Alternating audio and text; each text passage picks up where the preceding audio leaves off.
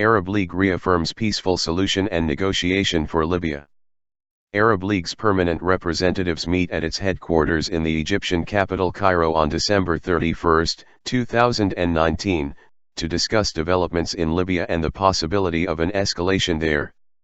The Arab League Council reaffirmed commitment to Libyan unity, sovereignty, and safety yesterday, and also reaffirmed supporting the full implementation of the Saqqara Agreement, signed in December 2015, for a political solution to settle the crisis in the North African country. The Council held an emergency meeting in an extraordinary closed session attended by permanent representatives, after the Arab League General Secretariat received a memorandum from Egypt requesting an extraordinary meeting of the Council to discuss the latest developments in Libya. In its memorandum, Egypt called for a discussion on its neighbor, as well as the prospects of escalation. The meeting was headed by Iraq, represented by Ambassador Ahmed Naif al-Ghulaimi, its permanent representative to the Arab League and chair of the current session.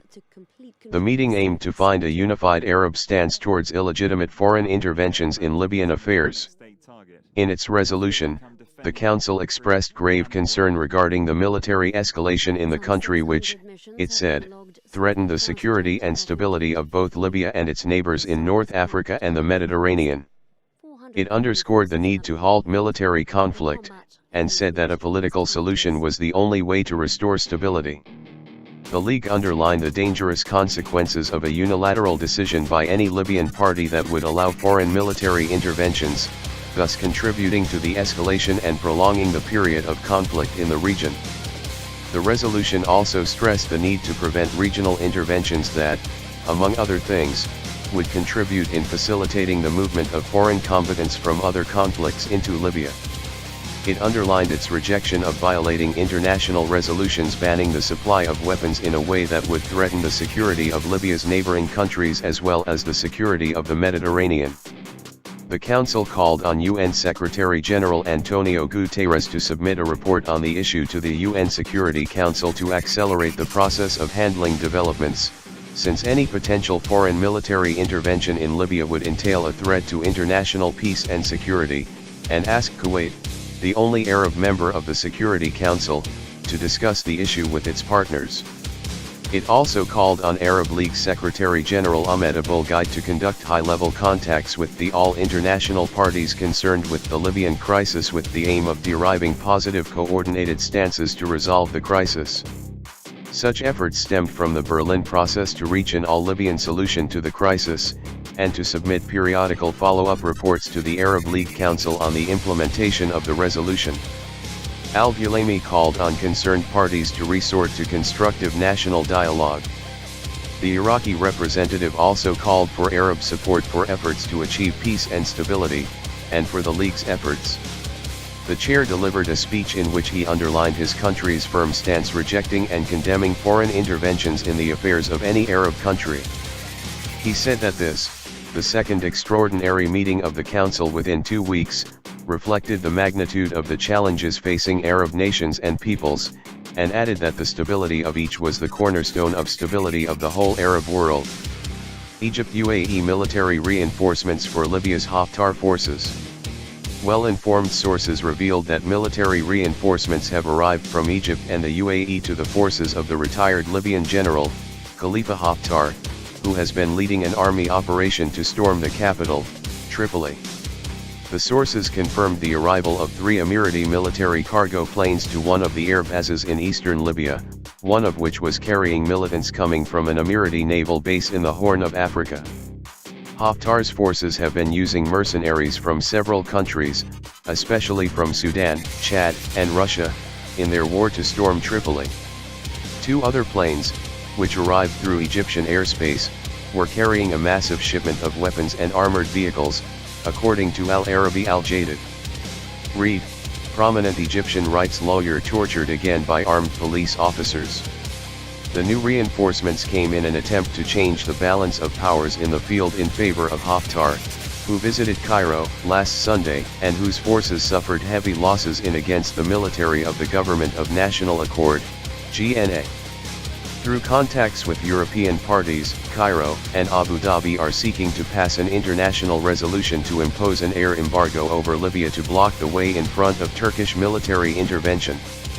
The sources explained that a meeting was held in Cairo included the Egyptian President Abdel Fattah al-Sisi, his defense minister, Mohammed Zaki, the director of Egyptian General Intelligence, Major General Abbas Kamel, and the director of the Military Intelligence Service, Major General Khalid Megawer, to assess the situation in the Libyan scene. Egypt fears the arrival of Turkish military forces in Libya in the upcoming days, which can strengthen the position of the GNA, and threaten Egypt's national security, especially with its strained relations with Ankara that hosts a number of the most prominent oppositionists of al-Sisi.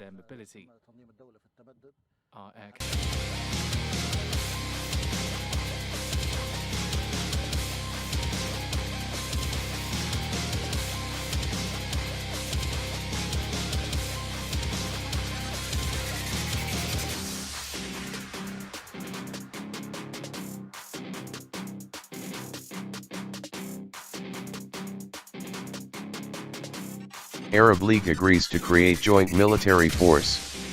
The heads of Arab League countries meeting in Egypt have agreed to create a joint Arab military force. The League has been meeting in Sharm el-Sheikh amid a crisis in Yemen and the threat of jihadists who have made major gains in Iraq, Syria, and Libya. However, establishing the makeup and remit of the force could take months, analysts say. Voluntary force. Egyptian President Abdel Fattah al-Sisi said, "The Arab leaders have decided to agree on the principle of a joint Arab military force." Like everyone else, President Sisi sees plenty to worry about as he looks across the Middle East. He describes the growing threats to the region as unprecedented. Unsurprisingly, this military man loudly advocates military solutions. And now he has got agreement on the principle of establishing a joint Arab military force. We are yet to see what this might look like in detail. And there will be plenty of skeptics. In an area as sensitive as military intervention, how much real coordination might be possible across an Arab world that is so often so easily divided? But perhaps things are changing a little. Even as President Sisi spoke, exactly the kind of action he wants to see was unfolding. A Saudi-led joint Arab force, which has come together surprisingly quickly and easily, was striking at Houthi rebel targets in Yemen. The Arab League will work with military representatives of its members to organize what has been described as a voluntary force. Analysts say it is unlikely all 22 members will join the proposed force.